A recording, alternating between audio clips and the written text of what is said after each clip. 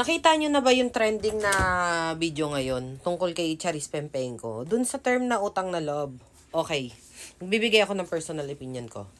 Pangit kasi, sa totoo lang, pangit, napakapangit ng tradisyon ng Pilipino na ganun. Palagi na lang kailangan magbayad ka ng utang na loob. To the point na sarili mo na yung kailangan mong ibigay para lang mabayaran mo yan lintik na utang na loob na yan. Hindi porket naging tradisyon na at nakasanayan ng matagal na panahon, tama yun.